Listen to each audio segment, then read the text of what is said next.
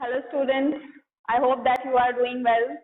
Today is the English literature class and I am going to take your English literature poem Shivi. इसका मैं explanation करूंगी. आज हमारी जो चैप्टर नंबर 3 है उसकी पोएम है Shivi. This poem is written by the poet Michael Rawson. Michael Rawson ने इस पोएट को लिखा है and he was born on 7th of May 1946 in England. जो हमारे ये पोएट है माइकल रॉसन, ये इनका बर्थ कब हुआ था? 7 मई 1946 को इंग्लैंड में इनका बर्थ हुआ था. He was an English author and poet who had written 140 books. ये एक इंग्लिश ऑथर थे, बच्चों की स्टोरीज मेनली ये लिखा करते थे, बच्चों के लिए स्टोरीज और पोएम्स लिखा करते थे. स्क्रीन प्लेज भी इनके बहुत सारे थे, फिल्म्स भी इन्होंने कई, ड्रामा वगैरह भी इन्होंने किया है. So and he had written more than 140 books. 140 books के लगभग इन्होंने लिख चुकी हैं अभी तक.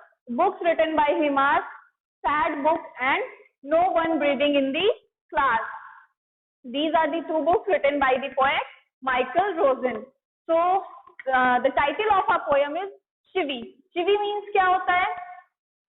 Shivi means nag. Nag is the word which shows the continuity to urge someone to do something. किसी चीज को करने के लिए किसी को continuous प्रेस करना या उसे फोर्स करना कि आप इस काम को करो, तो उससे क्या कहते हैं? नैग कहते हैं, जिसका मतलब होता है Shivi. Okay, so in this whole poem the poet had talked about the incident what he has to face in his life. Like his mother always says him to do, Michael don't do this, Michael don't do that. So in the first context, Michael don't, the confident reply of the poet. क्या होता है कि एक बार जो poet की mother है वो उन्हें लेके पास के स्कूल में एडमिशन कराने के लिए लेके जाती हैं. She took him to a nearby school, उनका एडमिशन कराने के लिए. तो वहां पे जब स्कूल की टीचर जो है वो पूछती है what is your name, then Michael says with a confident reply. बहुत ही कॉन्फिडेंस के साथ वो बोलते हैं कि मेरा नाम माइकल डोंट है, जबकि उनका नाम क्या था? Michael Rojan. बट उन्होंने अपना नाम माइकल डोंट क्यों बोला? बिकॉज वो छोटे थे और वो कुछ भी काम करते थे, whatever thing he use to do. तो उनकी मदर उन्हें हमेशा क्या बोलती थी? Michael don't do that, Michael don't go outside, Michael don't talk too much, Michael why are you not playing, Michael don't eat, Michael don't do this, मतलब like this thing.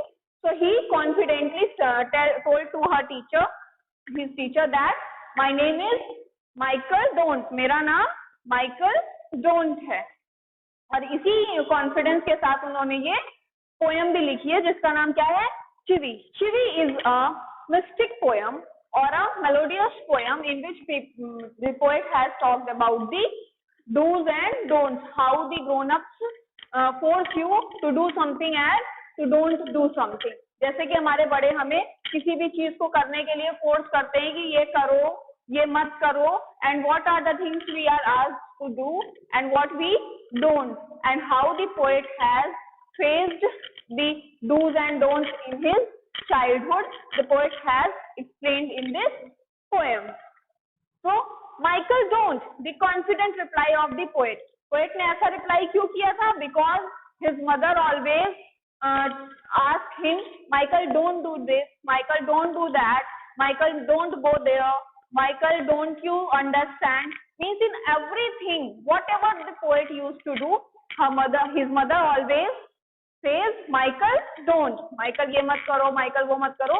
So that's why when he goes to the nearby school for the admission and the teacher asks what's your name, then Michael says Michael don't. Michael क्या बोलते हैं? जो Michael हमारे poet है Michael रोजन, वो अपना नाम बताते हैं Michael don't. Next one is, now these are the things which have been included in the poem, what to do or what not to do, what our elders ask us to do and what our elders says not to do. So let's conclude this. Speak up. जब हम शांत होते हैं तब हमारे parents बोलते हैं या जो हमारे एल्डर्स होते हैं, they used to say that speak up. Why are you not speaking up? Someone is asking you something, so tell them that. and when we'll continue talking, continue to talk, they will say please shut up now, you are, or they will say keep quiet या talk less, इस तरह की चीजें बोलते हैं. मतलब अगर हम लोग बात करते हैं तो भी प्रॉब्लम है, और if we talk excess then also they will stop you. Don't do, don't stare.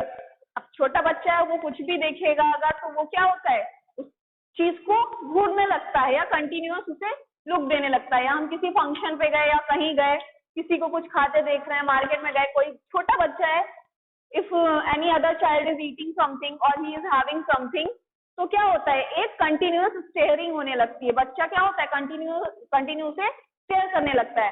Then our grown ups will say don't stare, don't point. Don't point means किसी को पॉइंट आउट मत करो. मीन्स जब भी हम कहीं बाहर जाते हैं, हमारे घर में कोई आया या हम कुछ देखते हैं ऐसा जो मेरे पास भी है, तो बच्चे क्या करते हैं, they will use to point out that I also have that thing, और they will point out that I also want that thing. So the parents और the elder always says don't point, don't interrupt. They also always used to say that you don't have to interrupt. बीच में मत interrupt करो, बीच में मत आओ. When two people are talking, don't interrupt or don't disturb. Means the poet says that his mother continuously stops him from doing these types of things. Don't stare, speak up, don't point out, don't interrupt, sit up. जब कुछ भी होता है, जैसे parents का क्या होता है, बच्चा खेल रहा है, कूद रहा है, तो उसे बोलेंगे आके यहाँ पे बैठ जाओ, come here and sit down.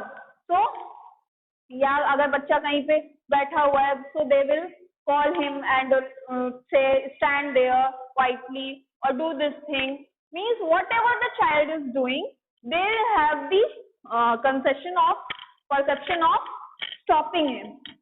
Okay, please say please and thank you. They always ask us, the child, to say please and thank you. I'm not saying that these all the things are bad, or these all the things which people or the elders or the grown-ups are saying not to do are wrong. It's okay, these are for our betterment, but sometimes we don't have to be like this.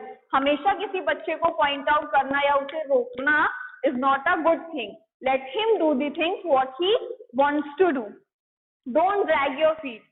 It means while we were walking, बच्चे होते हैं वो चलते हैं जब, तो क्या होता है, कभी कभी अपने फीट को ड्रैग करके चलते हैं. ड्रैग करके मतलब घिसटा के चलते हैं, प्रॉपर फीट उठा के नहीं चलते हैं, तो उसमें भी प्रॉब्लम है. They will say don't drag your feet. They will stop you from doing that also.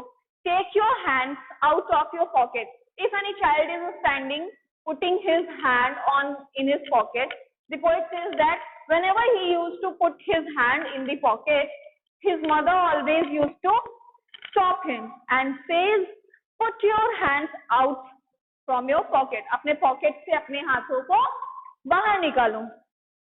Pull up your socks. अपने socks pull up करो. If the socks, अगर सॉक्स नीचे से हो गए हैं तो उसे पुल करने के लिए बोलना है. स्टैंड अप स्ट्रेट और सिट अप स्ट्रेट, डोंट लीन. मतलब इन सब तरह की चीजें what the child is doing, कोई जो भी कर रहे होते थे तो उसमें कुछ ना कुछ करने के लिए उन्हें बोला ही जाता था, उन्हें और क्लैरिफाई करने के लिए बोला जाता था कि अगर आप ये कर रहे हो, अगर आप बैठे हो तो आप सीधे बैठो, अगर आप खड़े हो देन स्टैंड स्ट्रेट, आप डाइनिंग टेबल पे हो then put off your elbows. अपने एल्बोज जो है वो टेबल पे मत रखो. अपना अगर आप खाना खा रहे हो, अगर खाना खाते टाइम पोएट ने बात कर दी तो उनकी मदर हमेशा बोलती थी don't talk with your full mouth. अपने मुंह में खाना भर के बात मत करो. So these all the things poet is saying in the poem that what his mother used to him not to do, what his mother asked him not to do. क्या क्या उनकी मदर जो थी बोलती थी उन्हें नहीं करने के लिए और क्या क्या करने के लिए. So in the last what happens, can't you make your own mind up about everything. और इतना करने के बाद भी एक सिचुएशन आती है, पहले बचपन में तो पेरेंट्स और जो हमारे ग्रोन अप्स होते हैं वो हमें अपने तरीके से in their own way they use to जज अस और they use to confident us. वो हमें कन्फाइन करते हैं अपने तरीके से हमें अपने रंग में ढालना चाहते हैं कि जैसे वो बोले हम वैसा ही करते जाएं। और फिर जब एक सिचुएशन आती है कि हम कितने भी बड़े हो जाते हैं, बट कंडीशन क्या होती है कि क्योंकि हमें उन पे डिपेंडेंट होने की आदत है, उनके डिसीजंस को फॉलो करने की आदत पड़ जाती है, तो हम खुद के डिसीजंस नहीं बना पाते हैं। हम लोग अपने डिसीजंस को रिस्पेक्ट नहीं कर पाते हैं। अगर हम अपना कोई डिसीजन बनाते भी हैं या डिसीजन लेते भी हैं तो हम उस पर कॉन्फिडेंट नहीं होते हैं कि हमने जो डिसीजन लिया है वो हमारे लिए सही है।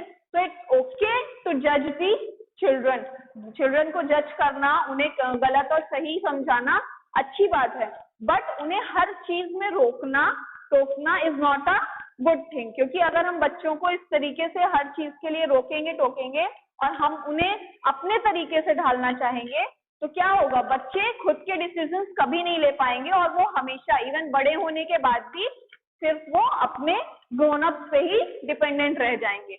So this was the whole story, the name Shivi. I hope that you have understood the poem. This was a short poem, so learn from it and I will meet you in the next lecture. Till then, thank you all of you.